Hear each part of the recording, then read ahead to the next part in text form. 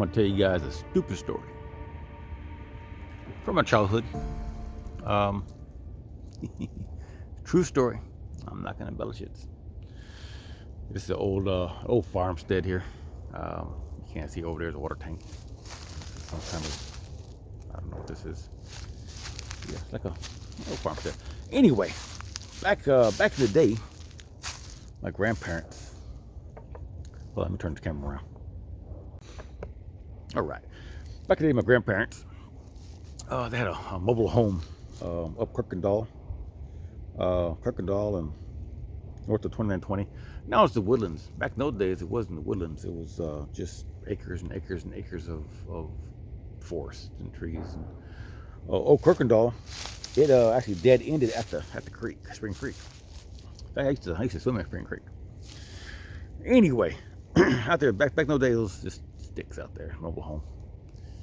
And I remember growing up, there wasn't a lot of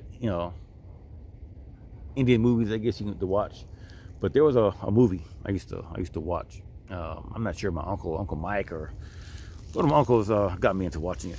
Anyway, it's called Shadow of the Hawk, and I wouldn't say it's a horror movie, but it was scary. It was for a kid. It was scary. I'm not sure how old I was. Maybe, I don't know, 6, 7, maybe 7, 8 years old. Yeah, it came out in 70, late 70s, 75, 76, 70, 78, somewhere around that neighborhood. Anyway, it's called Shadow of the Hawk. Shadow of the Hawk. Chief Dan George. He was in it. Another guy's in it. What's his name? He played an airwolf. Don't know. I'll put the name of the thing if I remember the name. But it was basically about a chief who left his tribe and went up to I want to say Vancouver. It's a Canadian film. And to get his son, because his son needed help because there's a rival, I think a rival witch doctor woman, something, trying to take the tribe over, and she did the dark magic and the dark medicine. He did the good medicine, and the whole adventure was them trying to get back to the tribe and everything. And I can't remember all. I gotta watch some again. I've done it years, but all the time they were trying to get to the village. She was sitting out this evil spirit thing that looked, to creep up on them and spy on them. And it had a white mask and everything. It used to scare the absolute life out of me. Now, fast forward. My grandparents had a little place out in the woods, and I go up there and spend the summer and stuff, and I loved it out there because it was beautiful. I mean, it was a lot like this. It just in fact a little thicker than this. We didn't have as much of this palmetto bush like here, but it was a beautiful place. And as I walk through the woods sometimes, and you find an old oil field out there called the Indian Hill oil field. They had drilled some wells and sucked the oil out, and the ground had sunk and created a shallow lake. But wherever the oil rig was sitting, the water just plummeted down into this beautiful clear hole, water, almost like tap water. But it would plummet down into a hole that had no bottom to it. So I don't know how deep these wells were, how they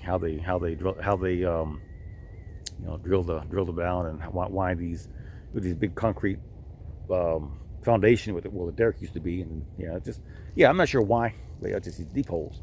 Anyway, as I walked through the woods, often as a child, I would hear footsteps with me, around me, and I knew it wasn't squirrels. Squirrels are, the way they sound. Even armadillos. You'd be out in the woods and hear an armadillo, from 200 feet away, going through bushes and trying to, eat grubs and stuff. Especially these palmettos, they're loud. But there was footsteps. A lot of times I would turn around. I hear the footsteps behind me. I'll turn around and I'll be looking, and just a quarter of my eye, it looked like something was just ducking back behind a tree. And that again, and part of my imagination was Shadow of the Hawk. They used to scare the absolute life out of me. But the weird thing about the footsteps I used to hear that used to follow me around, is they didn't really scare me, even though I would sometimes, my mind, it could have been my little, my imagination running crazy on that one. But when you turn around and out here, it's easy to walk, and as you walk,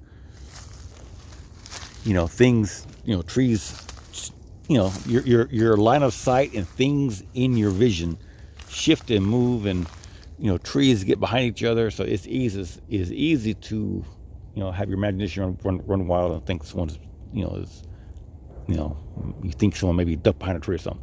But yeah, so in my childhood, that's what I used to do. And I used to, like I said, hear footsteps behind me walking around. In Choctaw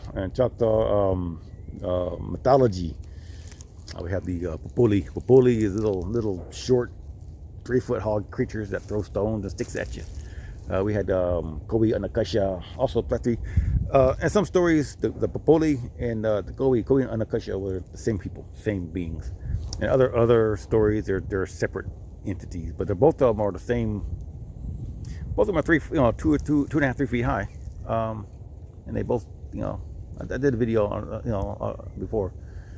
They, the Papoli were more mischievous, and the Kowi and Anakasha were more helpful. I think the Hopai, or the medicine men of the tribe, often would go out with them at night, and they would help them find different herbs and medicines for a sick person in the village. But yeah, it's just sort of that little thought, as a when you're young, when you're probably 11 years old out there, yeah, when you're about 11 years old and you hear noise and footsteps, and the first thing you think, that's some of the things you think about sometimes is some of the mythology, or worse than that, Lucifer trying to sneak up on you, But yeah, there's also a legend, a story of a woman, Hoyoush. Hoyoush Tishpa means the unknown woman. It's part of our corn story. I'll probably tell that story one of these days. I'll probably sit down and tell the corn story, how we got corn. But it has a mythology of a woman, a young lady, who gave it to us, but she never gave her name, so she's known as a Hoyoush. And same thing in my grandparents' place. One night, I woke up, and it's funny. My grandmother often said Uncle Pete. Uncle Pete, he's a Choctaw. He passed away in 1978, I believe it was. But she often said Uncle Pete comes to the house and is at the house sometimes and does mischievous things. But anyway, I remember one night waking up, and there was a young lady in my room. She's standing at the foot of the bed, staring at me, looking down at me. And I remember as a kid, it scared the hell out of me. I just ducked my head back under the covers and hoped for the best. Those covers are magical sometimes. But that's just a weird memory I do have. And now I'm an adult. I should know better. But as an adult now, I think back and look back, and I think about the story of Hoyoush, of the mysterious woman. Yeah, just strange. That's all my story. That's all my story time today. I'm about to lose subscribers. Let your key.